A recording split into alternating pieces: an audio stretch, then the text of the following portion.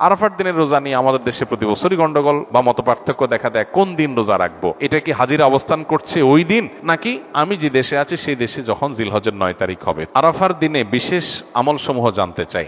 আরাফার দিনে একদিকে হাজি সাহেবদের জন্য আমল, আরেকটা হলো যারা আরাফার ময়দানে নাই তাদের জন্য আমল। যারা হাজি সাহেবরা আরাফার ময়দানে অবস্থান করছেন তাদের জন্য ওই দিনের সবচেয়ে শ্রেষ্ঠ আমল হলো লা ইলাহা ইল্লাল্লাহু ওয়াহদাহু লা শারীকা লাহু লাহুল মুলকু ওয়া লাহুল হামদ ওয়া হুয়া আলা কুল্লি শাইইন কাদির। এটা মুহাব্বতের সাথে অর্থ বুঝে ধীরে ধীরে বারবার করে পড়তে থাকা, এটা হলো সবচেয়ে বেশি প্রয়োজনীয় কাজ। কেন?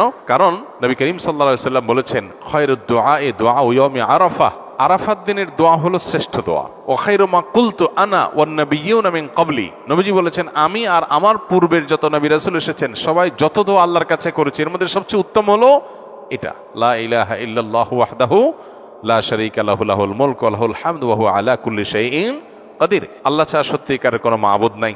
লা ইলাহা ইল্লাল্লাহ ওয়াহদাহু লা শারীকা লাহু, তিনি একক এবং তার কোনো শরীক নাই। লাহুল মুলক ওয়া লাহুল হামদ, রাজত্ব এবং প্রশংসার অধিকারী একমাত্র তিনি। ওয়া হুয়া আলা কুল্লি শাইইন কাদির, তিনি সব কিছু করতে সক্ষম। বাহ্যিক দৃষ্টিকোণ থেকে এই বাক্যগুলোর মধ্যে কোনো প্রার্থনা নাই, তাহলে এগুলোকে দোয়া বলা হচ্ছে কেন? সেটা নিয়ে অনেক আলাপ আছে এবং মুহাদ্দিসিনে কেরাম একমত যে এইগুলো দোয়া।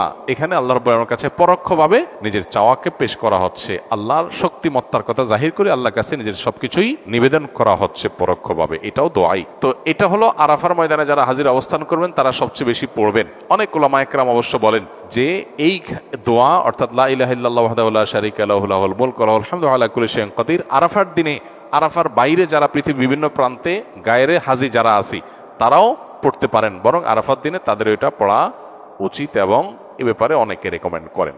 তাহলে একটা কারণে পেলাম লা ইলাহা ইল্লাল্লাহু ওয়াহদাহু লা শারীকা লাহু, এটা পড়া। এবং আরাফাতের দোয়াকে সবচেয়ে শ্রেষ্ঠ দোয়া বলা হয়েছে, এই জন্য হাজি সাহেবরা বিশেষ করে যারা সেখানে অবস্থান করছেন ওই দিন একবারে সূর্য ডুবা পর্যন্ত, জোহর থেকে নিয়ে সূর্য ডুবা পর্যন্ত পুরো সময়টা দোয়ার ভিতরে ডুবে থাকা, এটা হলো সবচেয়ে বড় কাজ। আর যারা আরাফায় নাই, আরাফার বাইরে আছে, যারা হজে যাচ্ছেন না, তারা আরাফার দিনটাতে তারা রোজা রাখবেন। আরাফার দিনের রোজা নিয়ে আমাদের দেশে প্রতি বছরই গন্ডগোল বা মত পার্থক্য দেখা দেয়। কোন দিন রোজা রাখবো? এটা কি হাজিরা অবস্থান করছে ওই দিন, নাকি আমি যে দেশে আছি সেই দেশে যখন জিলহজের 9 তারিখ হবে? তো এটা নিয়ে উভয় পক্ষেই দলিল আছে, যুক্তি আছে, দুই মতেরই সপক্ষে আলেমদের বক্তব্য আছে। সেক্ষেত্রে তুলনামূলকভাবে আমি যে দেশে আছি সেই দেশে জিলহজের 9 তারিখটা হলে সেটাকে আরাফার দিন হিসাবে, আরাফার দিন যদিও বাহ্যিকভাবে মনে হয় যে আরাফার ময়দানের সাথে সংশ্লিষ্ট, কিন্তু আসলে এই যে দিনগুলা ইয়াউমুত তারবিয়া, ইয়াউমে আরাফা, ইয়াউমুন নাহার, ইয়াউমুত তারবিয়া বলা হয় জিলহজের 8 তারিখকে, ইয়াউমুল আরাফা বলা হয় জিলহজের 9 তারিখকে, ইয়াউমুন নাহার বলা হয় জিলহজের 10 তারিখকে।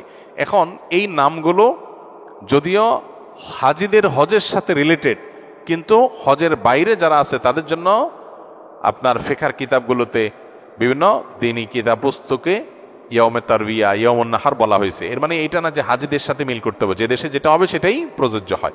তো সেই আলোকে ইয়াউমে আরাফা আপনি যেখানে অবস্থান করছেন সেখানকার 9 তারিখ হিসাব করে রোজা রাখতে পারেন। যদি আপনার কাছে বেশি মনে হয় যৌক্তিক যে না হাজিদের অবস্থানের সাথে মিল করে রাখাটা, যেহেতু নামের মধ্যেই ইয়াউমে আরাফা আছে, অতএব ওইটা আমি রাখবো, তো সেক্ষেত্রে আমি সেটাও করতে পারেন, কোনো অসুবিধা নেই। কোন রেওয়ায়েতের আলোকে জিলহজের প্রথম 9 দিনের প্রত্যেক দিন রোজা রাখা উচিত, কারণ মা মিন আইয়ামিন আল আমালুস সালিহু ফিহিন্না আহাব্বুলিল্লাহ মিন হাযিহিল আইয়াম, বুখারীর হাদিস রয়েছে।